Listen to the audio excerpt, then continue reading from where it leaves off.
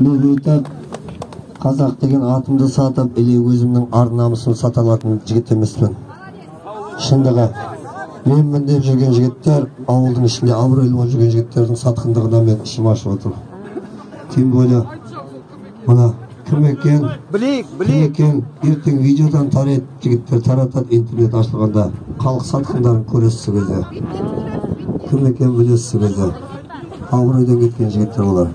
Мен аттарын атап түзем.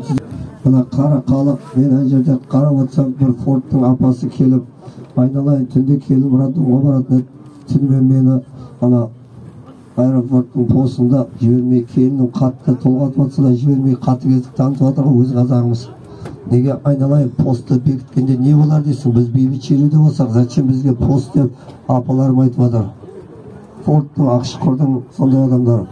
Енді шындығына қарап отырсам, бұлай қарап отырсам, ол да дұрыс. Біз қара халықты қинап жатқан сияқтымыз. Ана аэропорттың жолын бізге не керек? Қара халықты қинап жатсақ. Баяндының адамдары келіп маған зарлап жатыр. Бірақ айсыз тұрған себебі ол жерде алтын бағалы дүние бар. Ол кетсе мен басым кетеді. Үкіметтің ол жерде үкіметтің БТР танкісі бар.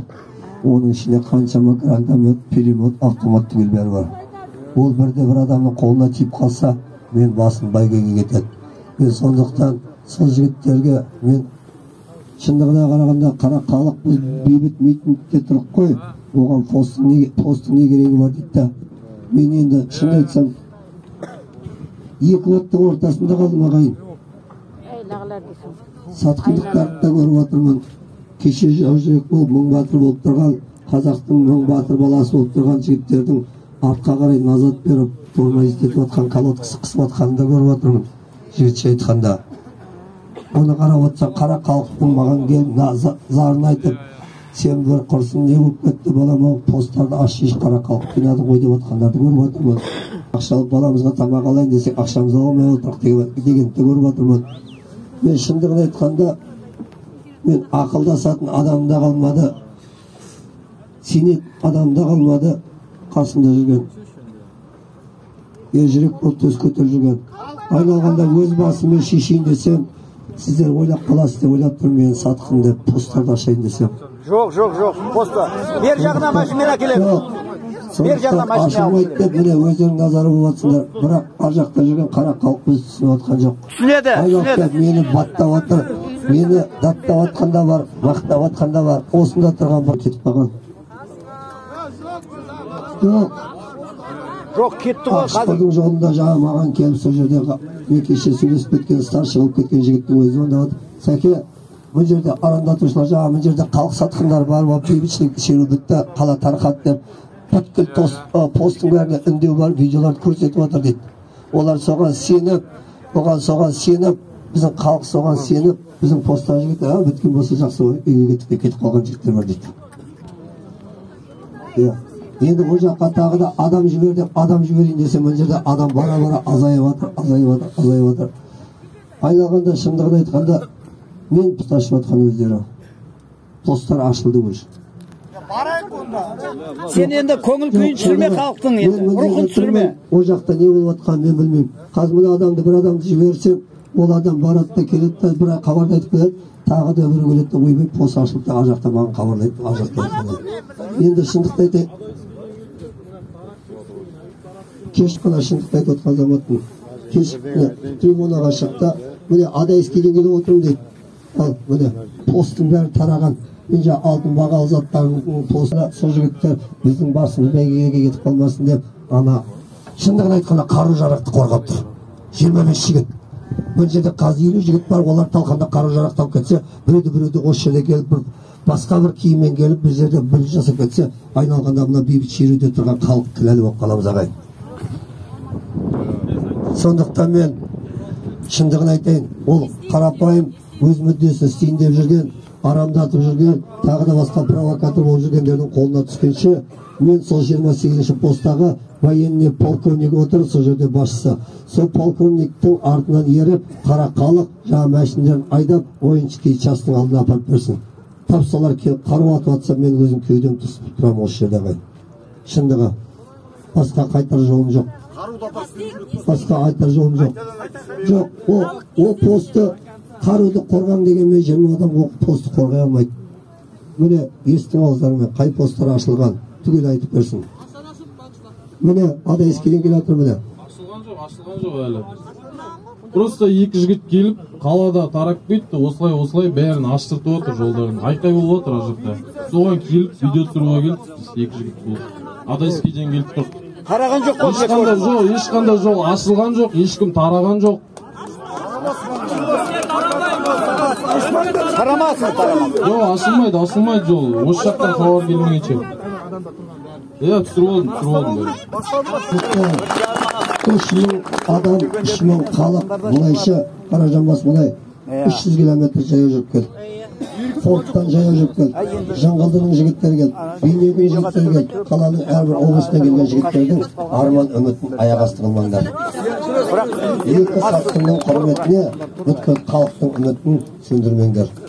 30 жылда осылай жиналдық деп, мен осы Жаңаөзенде жиналғанда бүткіл қала тұрмағанда бұл кезде халық ойбай қадық, сіледік, бәрін бір қазақ ет не болды деп. Сол кезде олар намыстан тырысып біздерге ада еліне деп кешіріммен өлең жазғандары болды, ішінде ақындар. Бәрін де куәсіңдер. Енді Алматы қырылып жатса, сол жақта қайтқан адамдардың қаны, осы тұрған адамдар бәріміздің мойнымызда. Біз Маңғыстаудың мойнында. Алматыда қырылып кеткен адамдардың қаны енді еш болмасын десеңдер, тік аяқта ешкім ешқайда кетпеу керек. Бірақ мен қарам, кетіп баратқан адамдарға ұятың оятсын деп, кетіп баратқанда мана сол Сәкен сөйтіп айтып еді, сол қайтқандардың қаны шынымен мойныма ма деп ойланып кері қайтуларыңа тілеймін. Өйткені әрбір қазақ, ол сатқын болсын, басқа болсын, қазақ деген аты бар. Қазақ десең, тас лақтырсаң өзіңе жетіп. Біз өзге мемлекетке, ұлттарға, басқаларына қазақтың аузы ала екеніміз көрсетпеуіміз керек. Біз қазақ екен, бірлігімізді бар екенін көрсетуіміз керек. Қазақ бір-біріне қырылып, бір-бірін атып атқан қазақ екенін көрсетуіміз керек. Бірақ сол Алматыда атып атқан, Қазақта атып атқан қазақ. Өзге келіп атып атқан жоқ шығар. Жоқ, шындығы. Бір қазақты қырып атыр, ол не сұмдық ағайын. Бұда шындығын айтқанда бұндай өмірмен бар ғой. Ертең мына Қазақстан сырттан жау келсе, Қытай келсе, ойбай қырыламыз, жойламыз, жеріміз білмейміз деп әлгі айтып жүрген қазақтар айтайын. Сондайды айтып жүрген мына қазақ намысы бар жігіттер, намысқа теуіп жүрген жігіттер, мен айтайын. Біз өзіміз жерге таптап алдық. Ертең Қытайың басқа ұлтын келіп сырттан жау шапса, біз осы тұрған ағайын бәріміздің өлім алдында боламыз. Бәріміз ел отан үшін бәйгеге басымыз тігіп, даже автомат, пистолет ұстап көрмегендер, сол кезде пистолет не екен, автомат не екен сол кезде алғаш көріп, болса да ажал келген өледі дейді. Бізде 40 жыл қырғын болып жатқан жоқ, 30 жыл қайғымен өмір сүріп жатқан қазақпыз қарапайым.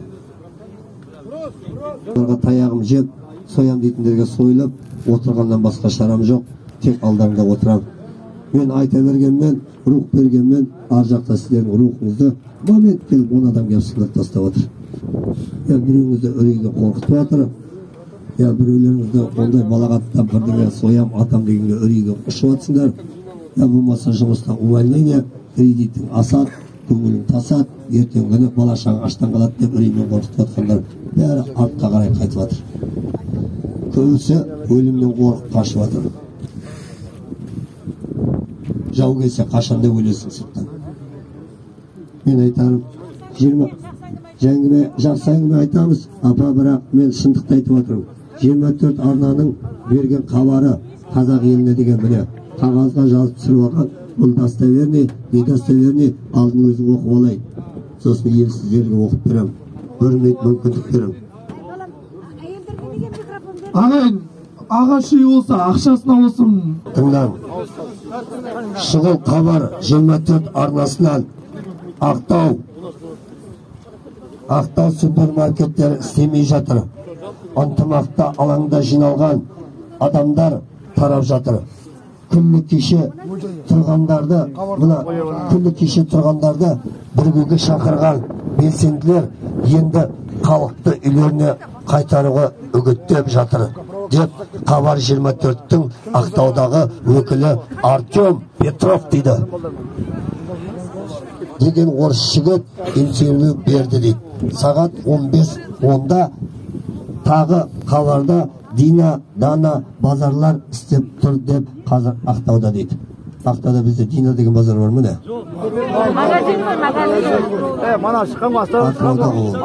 Газ 50 теңге, 70 теңге сатылатын болды. Бұны Артем деген қазақша жазды деп ойламаймын өзім. Артем деген арықпай, или артықпай, или біртікпай біреу шығар. Шындыға. Бірақ айтайын, ол провокация болса да, кім болса да, бірақ шындығына келгенде халықтың ішінде жүріп, халықпен бірге ас жеп, бірге тойлап, бірге мәреселе болып жүргендер өз халықтарыңды өздерің сатып атсыңдар, болмашы жүйеге. Сондықтан ондайды қою керек.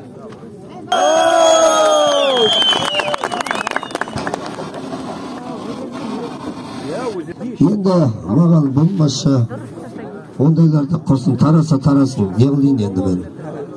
Құрсын, аренадағылар айта береді, о жақта провокаторлар жібереді, маған достоверный видео, біз тарап кеттік деген хабар келмесе, мен халыққа жария қылмаймын. Келе берсін, құрсыншы, мен алып кетсінші келіп войска сол. Мен алып кетсінші сол войска тарасада. Ағайын, айтайын, ешқандай неге мен провокацияға, ешқандай өсекке, қатын өсекке де, басқа өсекке де ермеймін ағайын. Мен осымен микрофонды болады, сөйлейін дейтін адам, ер азаматтар бір оқыған, тоқыған, ертеңгі болашақты ойлаған, халықтың қамын ойлаған, соңында айтарын айтып алып, кеше ойбай білмей қалыппын, ашумен қызбалықпен айтып қалыппын деп, назат беріп кетпейтін жігіттер шығып айтатын болса айтсын. Бірақ ертеңгі күні айтарын айтып алып, бармағын тістеп, бір саусағын өз жеп қойып, ертеңгі күні бір әкімнің или басқа бір органның алдына барып екі соққыға жатқанда, ойбай аға көке, халқым үшін мен де білместікке қалып тұрған соң мен де тұрып едім. Ана Сәбиттің айтқан сөзіне алдан қалып шығып едім, мені шақырған Сәбит еді деп, ертеңгі күні елдің алдына абыроймен қайтадан қайтып келіп жүретін еркектер сөйлемей қойсын. Ондайлар бұл жерге шықты. Үкімет алдына айтады.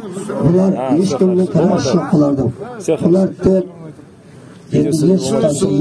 алдыда шығып түсуші